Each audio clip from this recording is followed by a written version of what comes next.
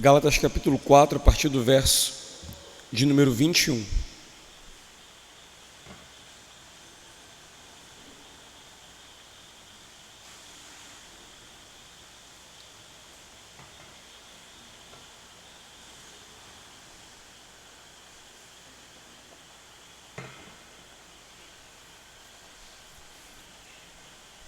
Amém?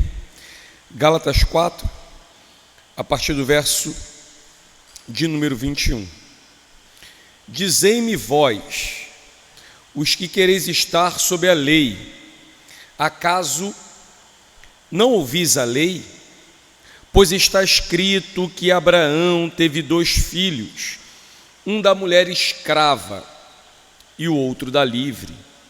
Mas o da escrava nasceu segundo a carne, o da livre mediante a promessa. Estas coisas são alegóricas, porque estas mulheres são 2 alianças. Uma, na verdade, se refere ao monte Sinai, que gera para a escravidão. Esta é Agar. Ora, Agar é o monte Sinai na Arábia e corresponde a Jerusalém atual, que está em escravidão com seus filhos. Mas a Jerusalém lá de cima é livre, a qual é nossa mãe, porque está escrito: alegra-te, ó estéril, que não dás à luz, exulta e exclama, tu que não estás de parto, porque são mais numerosos os filhos da abandonada que os da que tem marido.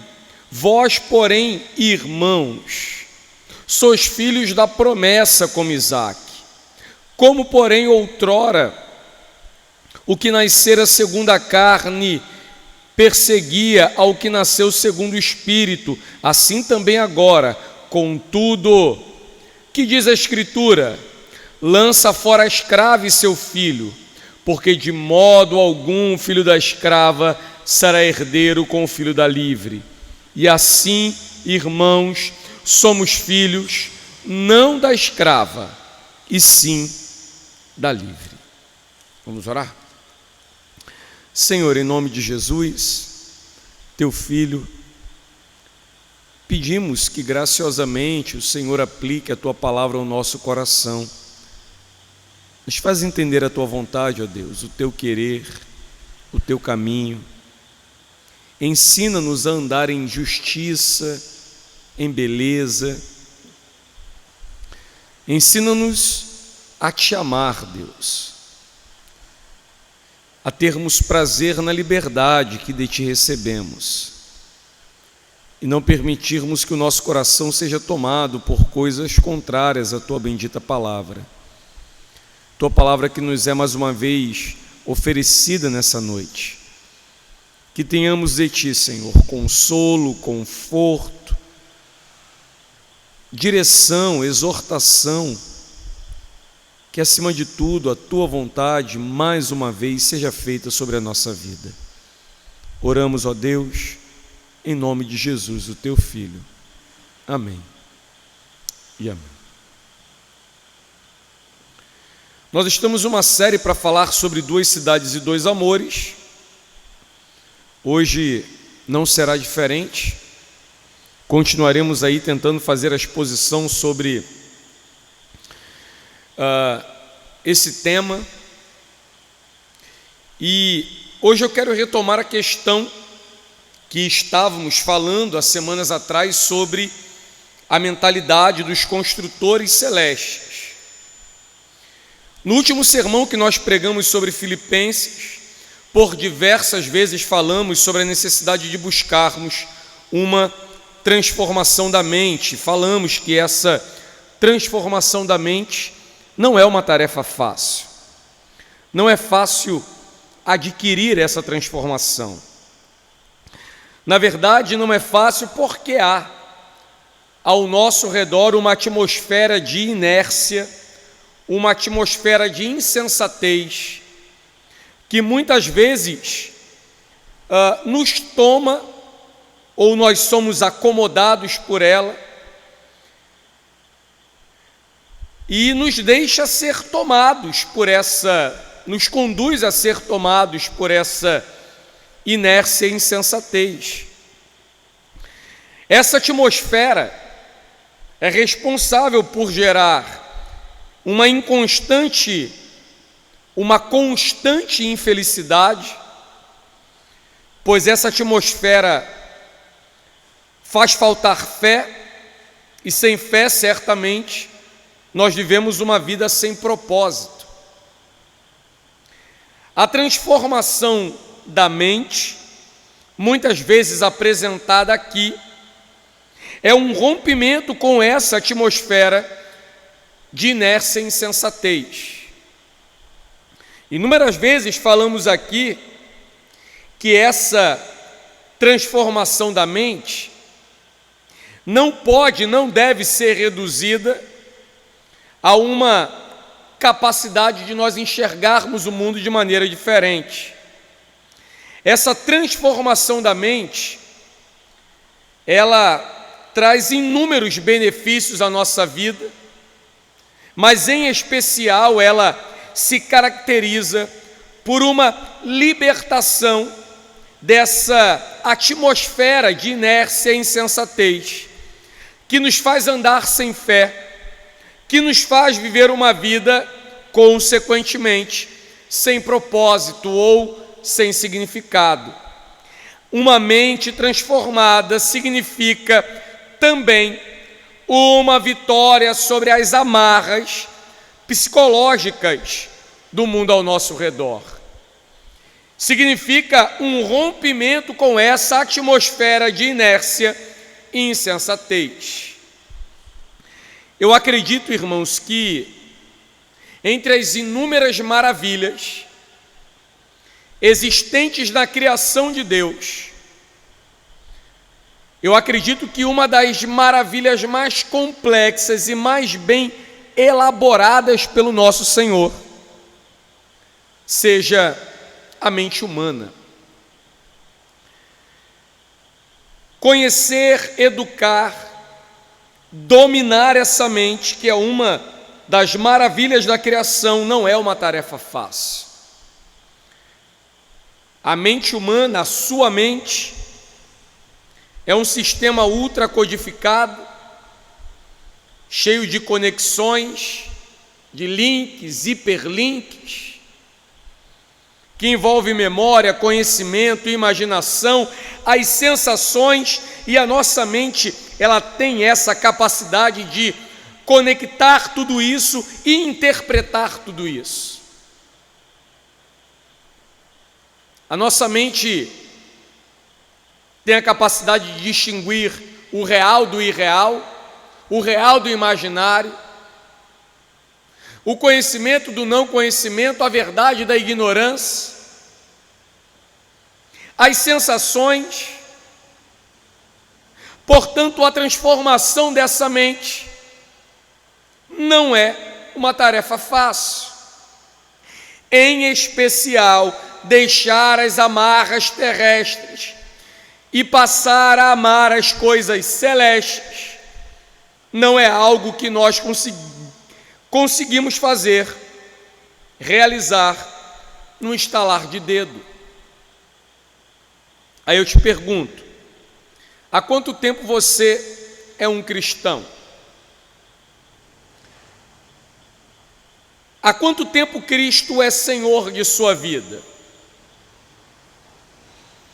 Quando Cristo e sua palavra ocuparam a centralidade da sua mente? Eu te faço uma pergunta: alguma vez ele ocupou? Eu te pergunto, ele, Cristo, agora, ele é central em seus pensamentos, em suas decisões? Sua vida é completamente regida por sua palavra? Sua vida é organizada em virtude da vontade de Deus? Ou será que ele é parcialmente central na sua vida? Que a sua vida é parcialmente regida por sua palavra e suas tarefas e afazeres são parcialmente organizados em virtude de sua santa vontade? Ou ainda, ele e sua palavra não é nada central em sua vida, a sua vida não é em nada regida por essa palavra, tampouco organizada em virtude dessa santa vontade. E olha, eu te fiz aqui uma série de perguntas, e deixa eu te falar o que é que você responde quando eu te perguntei se a sua vida é regida, parcialmente regida ou nada regida por Deus. A maioria de vocês, se não todos vocês, ao ouvirem essas três posições, escolherão o meio termo para descrever a sua própria vida. Possivelmente você diria: será um tanto petulante da minha parte reconhecer que a minha vida é completamente centralizada no Senhor. Também seria um tanto problemático assumir o completo afastamento dessa centralidade, até porque tem gente que vive pior do que eu. Então aí você escolhe o meio termo. Nesse caso, nos autodefinimos como pessoas parcialmente envolvidas com Deus. Tudo bem. Vamos lá considerar que isso seja verdade, que você seja uma pessoa parcialmente envolvida com Deus. Por que então, nesse caso, que você, que é uma pessoa parcialmente envolvida, não se torna uma pessoa completamente envolvida? A parcialidade da nossa dedicação e envolvimento com Cristo e seu reino aponta-nos que há uma outra coisa que nos torna ou nos toma parcialmente também. Se nós somos parcialmente envolvidos com Deus, onde está o resto do que somos, do tempo que temos? Para que dedicamos? Para quem dedicamos? Ocupamos o restante desse tempo, da nossa mente, do nosso coração, exatamente com o quê? Interesses, desejos, relacionamentos, afazeres.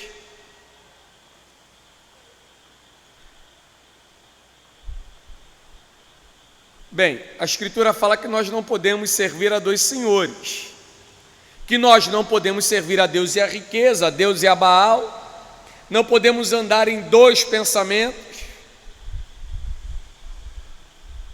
Eu acho que você entende que ser parcialmente envolvido é tão problemático quanto não ser envolvido.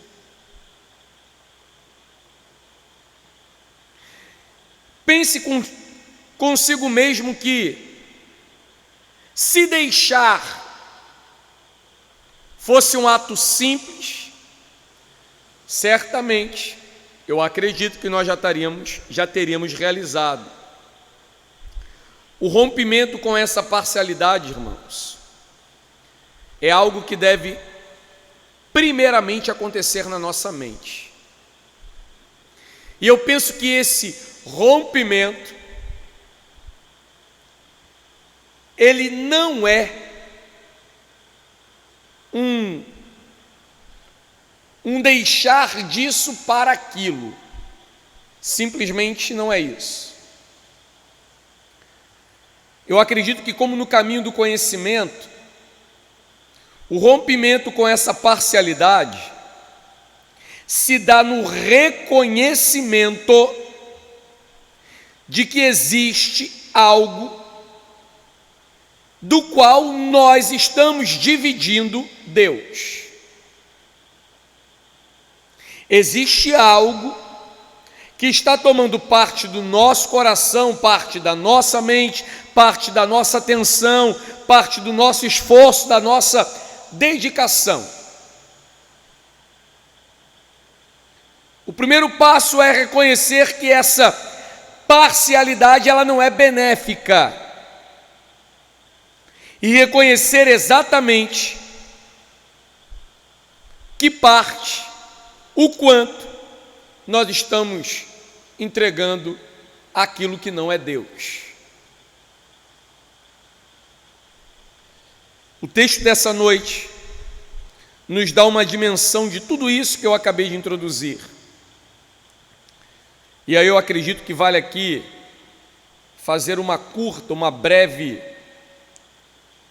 introdução aqui à carta, porque o texto escolhido para essa noite talvez seja o texto mais complexo da carta aos Gálatas. Gálatas é uma carta escrita a uma região, é uma carta atual, absolutamente necessária à igreja contemporânea. A Epístola aos Gálatas seria uma carta magna da liberdade cristã, e o que nós sabemos sobre a estrutura, sobre a igreja na Galácia, é que essas igrejas estão sendo invadidas por falsos mestres judaizantes. Desde a primeira viagem missionária de Paulo e Barnabé, falsos mestres estão adentrando a igreja. Esses são pregadores do legalismo que pervertem o evangelho e perturbam a igreja. Esses homens exigem que os gentios viessem a ser circuncidados e observassem a lei de Moisés, para que pudessem ser salvos. Esses legalistas afirmam que Moisés precisava completar a obra de Cristo. Tais homens negavam a suficiência da graça para a salvação e acrescentavam às obras a fé, a fim de que as pessoas pudessem ser aceitas por Deus. Para esses homens, embaixadores da escravidão, a fé nunca é suficiente para a salvação. Nesse caso, eles acreditavam que era necessário a guarda da lei. E eles interpretam de maneira muito equivocada o Evangelho. O papel da lei nunca foi salvar, mas revelar o pecado. A função da lei nunca foi levar o homem para o céu, mas conduzi-lo ou apontar para o Salvador. A lei não está em oposição ao Evangelho. Só aqueles que se sentem condenados pela lei é que buscam as boas novas da graça de Deus ou que buscam o Evangelho. O legalismo, irmãos, é um caldo mortífero, é um veneno. Aqueles que se vendem, se rendem aos encantos, tendem a ser levados a gloriar-se na carne. Aqueles que seguem por esse caminho equivocadamente, acreditam que precisam se esforçar para encontrar o favor de Deus. Assim, tais homens anulam a obra de Cristo, esnobam a graça de Deus e torcem ou simplesmente fazem pouco caso do sacrifício expiatório de Cristo. Quando nós chegamos ao texto de Gálatas, nos deparamos com Paulo tratando os judaizantes, e que, mesmo que depois da obra maravilhosa de Cristo, eles querem introduzir aos homens falsas amarras, falsos valores, eu acho que essa seria a palavra.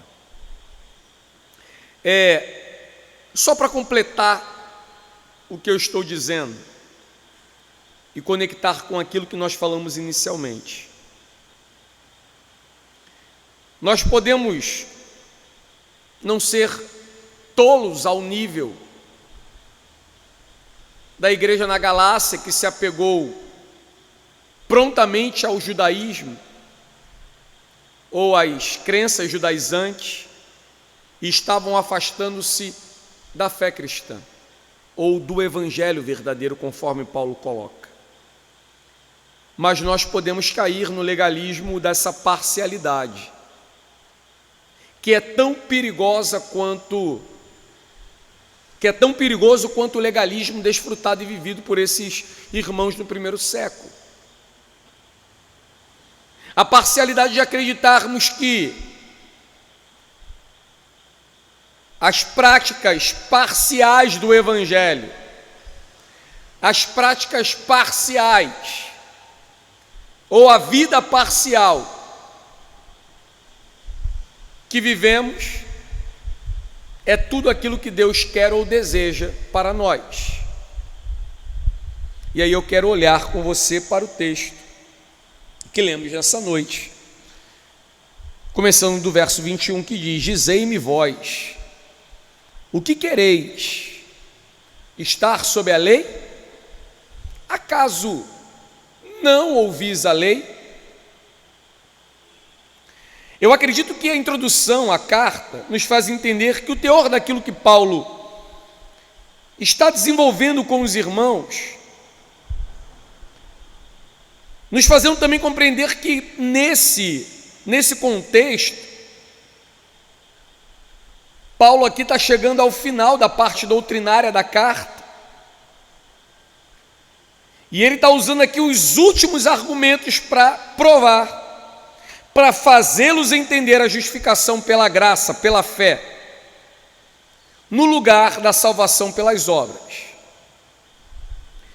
Quando eu leio esse trecho da epístola, eu vejo Paulo convocando esses irmãos ao debate.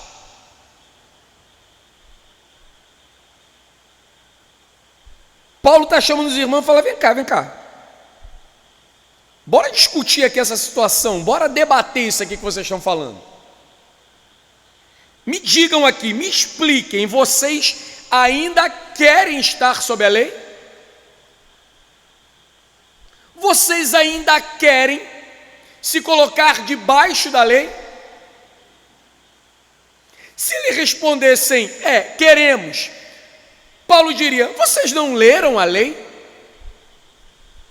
Vocês não sabem o que nela está escrito? Mas o que a expressão sob a lei tem a ver com os amores terrenos ou com a mente transformada? A resposta para essa pergunta é tudo, absolutamente tudo. A vida debaixo da lei é nada mais que a tentativa de estabelecer um reino, ou o seu próprio reino pelas suas próprias forças. Colocando de outro modo, a vida sob a lei é a tentativa de tornar-se, ou é fazer de si um construtor terrestre, tendo na mão um projeto terrestre, você vai e tenta estabelecê-lo. A planta do projeto, a lei, aponta para a terra. O local de construção é terreno, os meios, terrenos. Mas as pessoas acreditam que, ao envolverem-se com esse trabalho terreno, eles obterão um resultado celeste. Isso é a vida sob a lei. Isso é a vida do legalismo. E aí, para encaixar com aquilo que nós iniciamos, essa é a cabeça daqueles que vivem parcialmente entregues ao Evangelho. Eles acreditam que, vivendo uma vida parcial com Deus, eles obterão tudo de Deus.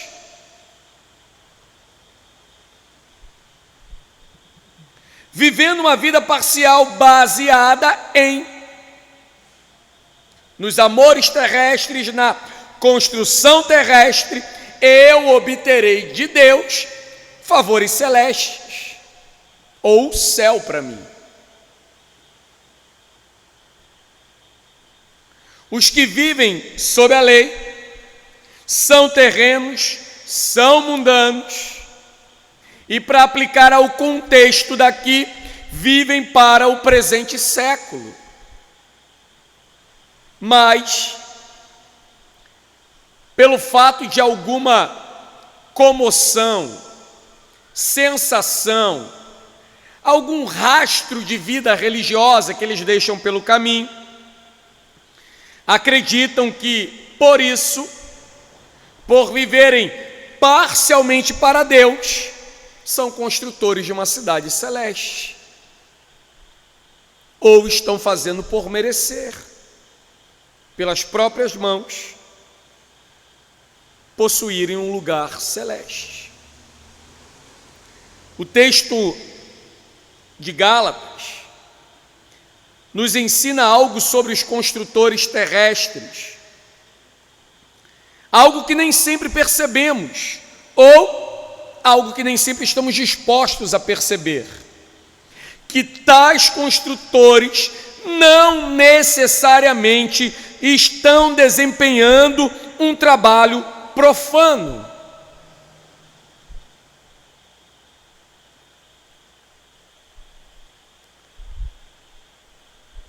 Diante da pressão religiosa dos judaizantes que estavam na região da Galácia, os crentes que haviam recebido o Evangelho haviam concordado em se deixarem circuncidar. O argumento de Paulo aqui, irmãos, é de que quem queria a circuncisão, na prática, é o que está lá no capítulo 5, estava desejando a lei e queria viver sob a lei. Por isso que ele diz: vem cá, me explica aqui uma coisa, me diga aqui uma coisa, vocês querem estar sob a lei? As palavras de Paulo, endereçadas a pessoas legalistas, são palavras que deveriam ser aplicadas e compreendidas por nós. Aqueles eram homens que queriam transformar o Evangelho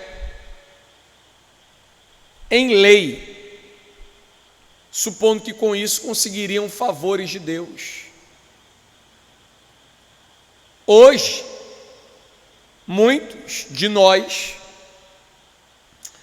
queremos algo parecido, talvez não com tantas exigências, talvez não com tanta responsabilidade, por isso a ideia de parcialidade,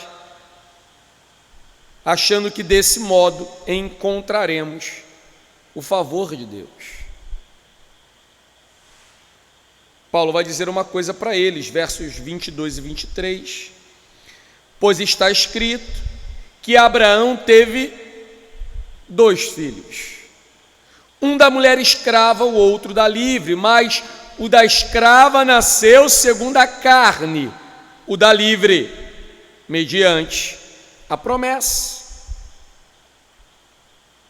Eu acredito que esses dois versículos, na verdade, todo o texto tem um potencial de poderem ser aplicados à nossa vida, em especial no entendimento que precisamos adquirir para romper com aquela atmosfera de inércia e de insensatez, aonde não há fé, onde não há direção, significado, não há propósito. Preste atenção, os Gálatas, que receberam o Evangelho, a quem Cristo foi exposto como crucificado, como foi para vocês, agora estão de algum modo se deixando levar por uma atmosfera impregnada de crenças, de obrigações religiosas, que não passam, segundo o próprio texto, de arbitrariedades terrestres, de vontade terrena, de exigências para a edificação de uma cidade terrestre. E aí a gente pode observar no texto que não vai ser necessário muita coisa para que eles deixem o Evangelho e eles se apeguem a um outro Evangelho, que não é Evangelho, claro. Esses caras aqui, irmãos, eles não estão sendo levados a práticas profanas, a uma vida devassa, e mesmo assim Paulo escreve uma carta repreendendo-os. Nós estamos falando de pessoas que escolheram ocupar a sua vida com atividades, recomendações, exigências religiosas, mas que eram meramente terrestres, terrenas, e não celestes. Aquela não era a vontade de Deus, por melhor que pudesse parecer.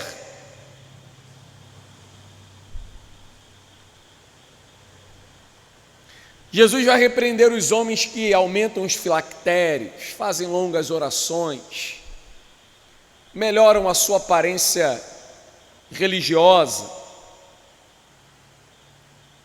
Pense um pouco, irmão, o que esses homens querem? Esses que, por exemplo, são repreendidos por Jesus, eles não querem se parecer profanos. Se colocássemos no nosso tempo, esses homens não querem se parecer com os famosos e profanos do nosso tempo. Eles não estão nem sequer mirando os bem-sucedidos coaches da modernidade, parafraseando aqui, né, contextualizando. Eles estão, de certo modo, querendo apresentar uma espiritualidade que mereça louvor.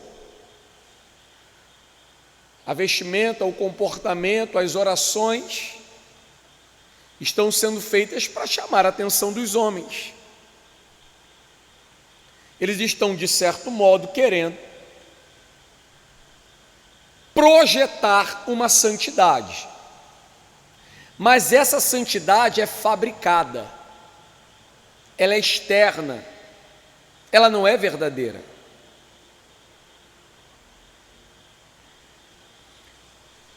Na Galácia, do mesmo modo, a circuncisão, a guarda da lei, é uma projeção de obediência, de reverência, né, de ligação com Deus. Paulo está dizendo, não. contextualizando, aplicando às nossas vidas, comparado a quem não tem nenhuma responsabilidade, ligação, obediência. Deixa eu dar um exemplo muito prático disso, irmão. Nós estamos aqui, né? Alguns dos nossos irmãos não estão.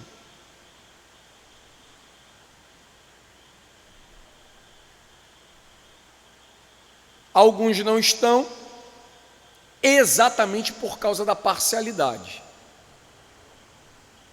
por causa das suas ocupações, das suas vidas.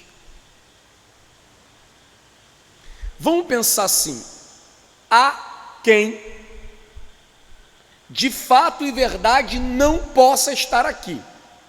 Acho que todo mundo vai concordar com isso.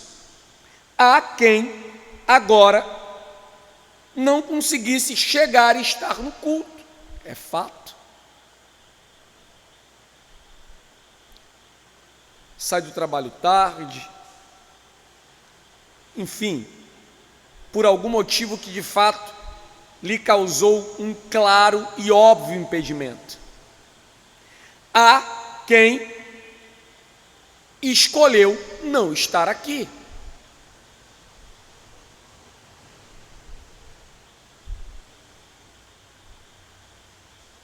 Trocou isso pelo cansaço, pela fadiga, pela indisposição, sei lá, pela academia, pelo futebol, pela televisão, enfim. Calma que eu vou chegar na gente.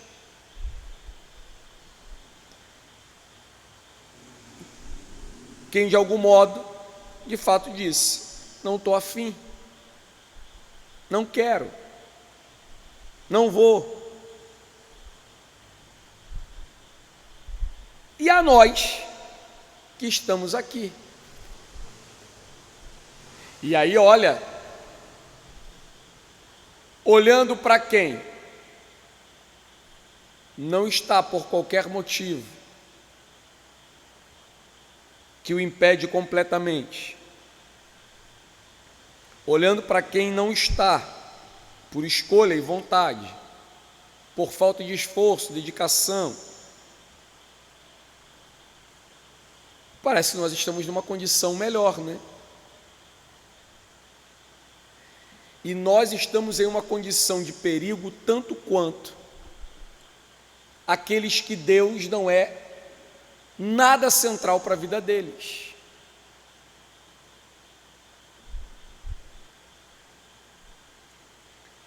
O simples fato de nós estarmos aqui, por exemplo, nos compararmos com quem não tem nada de centralidade, nada de vida, nada de dedicação, isso pode ser uma velha e boa condução coercitiva a essa vida de parcialidade e legalismo. Eu, pelo menos, lá estou. Irmão, Deus não quer somente que nós estejamos fisicamente aqui, mas que nós estejamos completamente aqui. Mas isso se estende a toda a nossa vida. Deus não quer que nós parcialmente o honremos em nossos afazeres e dedicações diárias. Deus quer que nós o honremos completamente, totalmente, em tudo que somos e fazemos.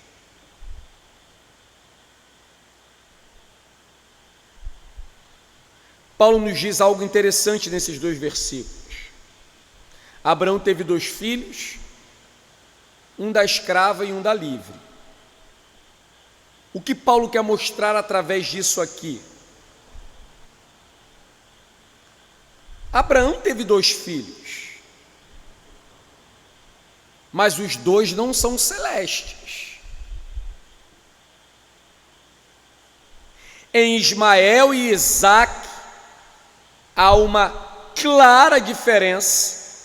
Na verdade, eles são figuras desse homem terrestre e homem celeste, como era o caso de Caim e Abel. É interessante como essa dualidade está na Bíblia, né, irmão? O primeiro Adão, terrestre. O segundo Adão, celeste. Caim, terrestre. Abel, celeste. Ismael, terrestre. Isaque, celeste.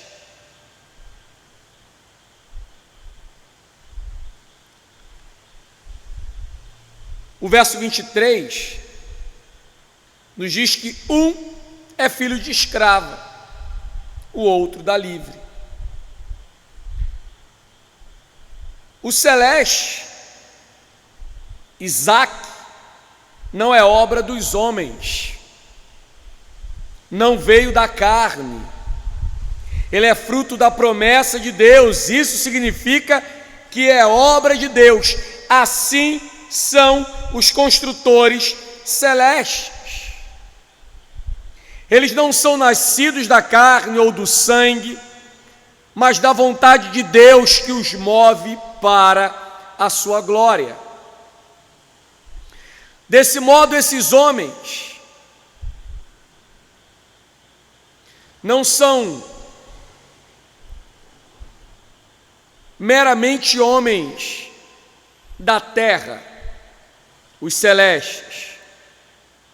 Eles não estão simplesmente se ocupando com meras questões legalistas ou religiosas.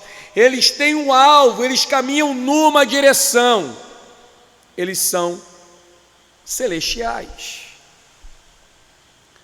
O verso 24 e 25 diz: estas coisas são alegóricas, porque estas mulheres são duas alianças.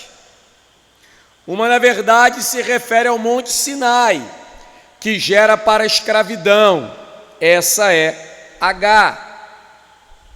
Ora, Agar é o Monte Sinai na Arábia e corresponde a Jerusalém atual, que está em escravidão com os seus filhos. Tudo que acabamos de falar é confirmado aqui pela própria palavra, né? Adão e Cristo, Caim e Abel, Agar e Sara. As mulheres representam, respectivamente, duas alianças. Uma que está firmada na Arábia, que é a atual Jerusalém, segundo Paulo, e a outra que está centrada no céu. As duas mulheres representam duas realidades espirituais.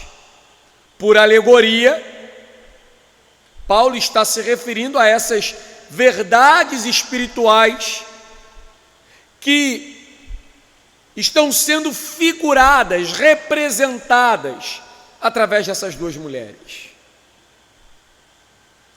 A velha aliança da lei e a circuncisão, segundo então aqui Paulo, não passam de escravidão,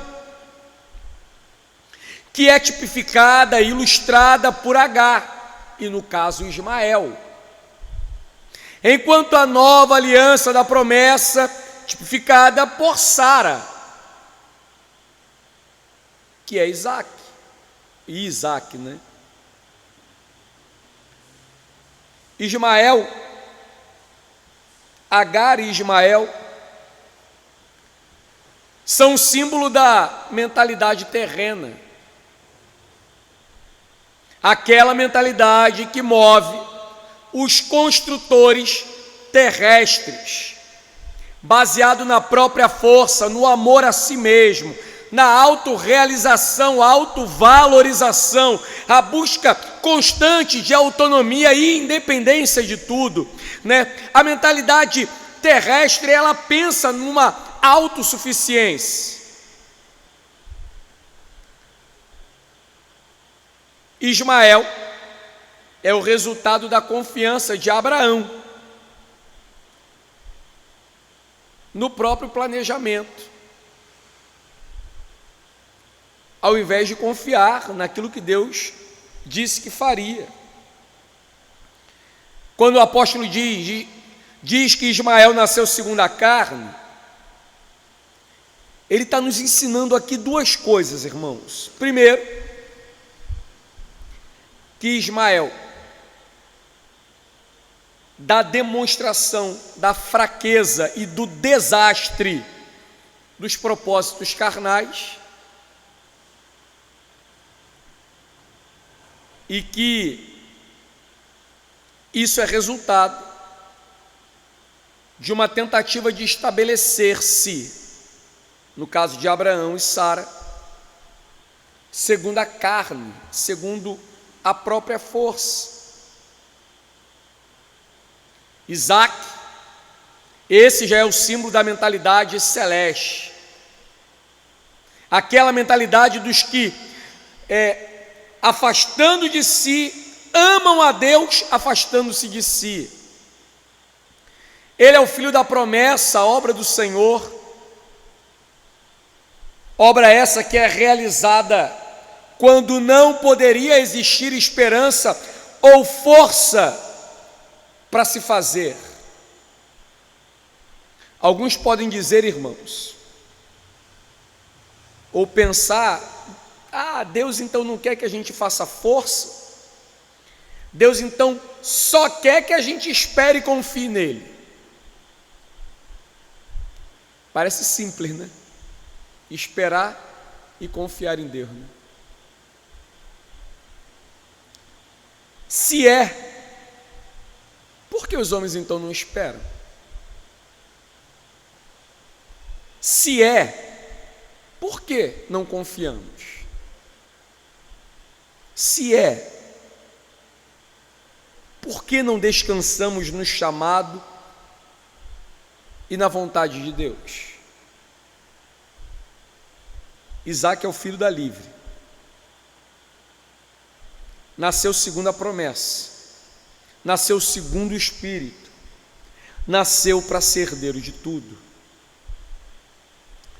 Verso 26 a 28.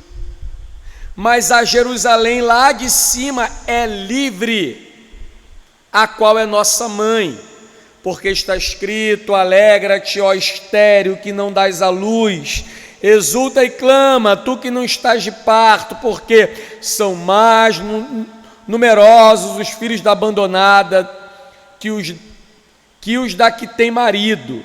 Vós, porém, irmãos, sois filhos da promessa, como Isaac. John Stott, ele comentando esse texto, ele disse o seguinte: olha, é impossível entender a Bíblia sem entender as duas alianças. Nossa Bíblia, dizia ele, está dividida no meio, 2 testamentos de cada lado, Antigo e Novo. Esses 2 testamentos apresentam as duas alianças. Uma aliança é um acordo solene entre Deus e os homens. Isso aqui é uma citação do John Stott, por meio do qual ele os transforma em seu povo e promete ser o seu Deus. Deus estabeleceu a antiga aliança por intermédio de Moisés e a nova aliança por intermédio de Cristo, cujo sangue a selou, ratificou. A antiga aliança mosaica fundamenta-se na lei, mas a nova aliança cristã, figurada em Abraão e profetizada por Jeremias, fundamenta-se em promessas. Na lei, Deus colocou responsabilidade sobre as pessoas e disse: farás, não farás. Mas na promessa, Deus assume Ele próprio a responsabilidade, dizendo: eu farei. Portanto, sem compreender as duas alianças, a gente não consegue entender a Bíblia. Fechando aqui a citação, né? Quando nós olhamos para as duas mulheres, o que vemos? Um símbolo antigo e um símbolo novo. H, o Sinai. E aí Paulo é bem incisivo, né?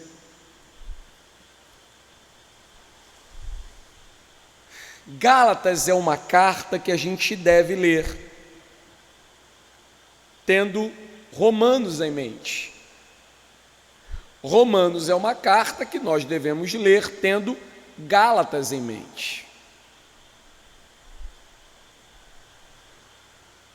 Paulo lá em Romanos vai dizer: olha, não é porque nasce em Israel que é israelita de fato. O fato de nascer, por exemplo, em Jerusalém, não significa qualquer privilégio. Porque os da fé é que são filhos de Abraão.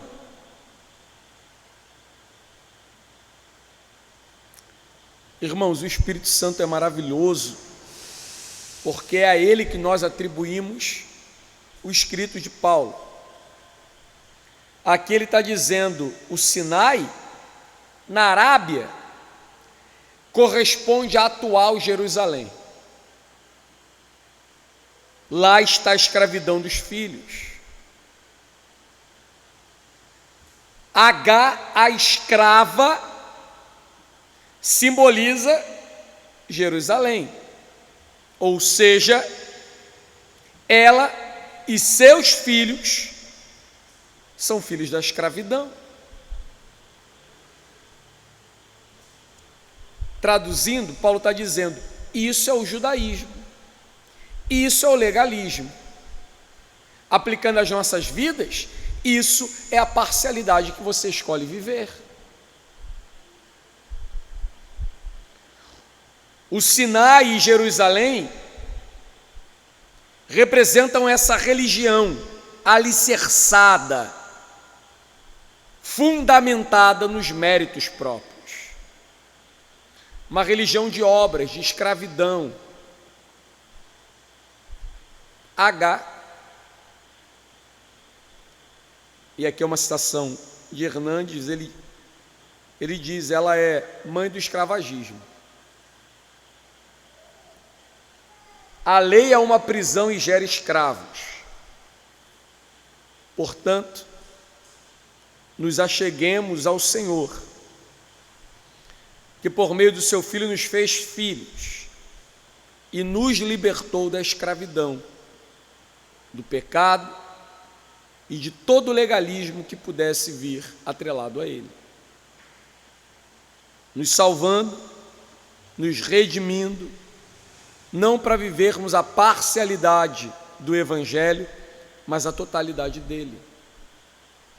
Não para vivermos a partir de uma mente parcialmente transformada, mas de uma completa transformação da mente.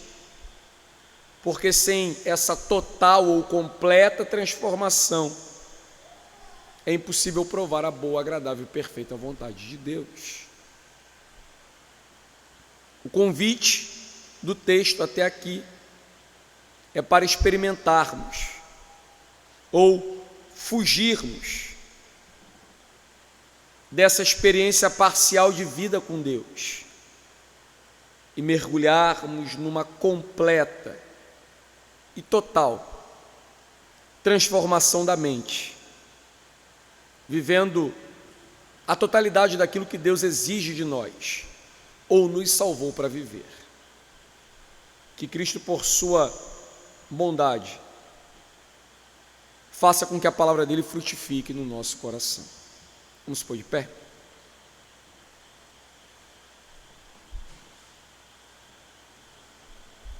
Oremos. Senhor, em nome de Jesus, dai-nos graça, Senhor, de servir ao Teu nome, de glorificar-te, ó Deus, pelo que és, pelo bem que nos faz. Nessa hora, nesse momento, nós suplicamos que o Senhor aplique aquilo que ouvimos às nossas vidas, nos libertando de todo legalismo ou parcialidade cristã que vivemos. Que possamos adentrar, Deus, a uma vida centralizada ou centrada em Ti, para que possamos experimentar a Tua boa vontade. Conduz a Tua igreja em segurança para o lar. Temos ainda metade de uma semana para caminhar. Dirige os nossos passos, o nosso coração, que a nossa vida, Deus amado, Te glorifique hoje e sempre. Em Jesus oramos. Erga sua mão ao céu, que o amor de Deus, o nosso Pai, a graça salvadora de nosso Senhor Jesus, as consolações e comunhão do amado Espírito Santo esteja com todo o povo de Deus, agora e sempre. Você que crê, diz amém. O Senhor lhe abençoe em nome de Jesus. Sexta-feira, irmãos, a gente está aqui reunido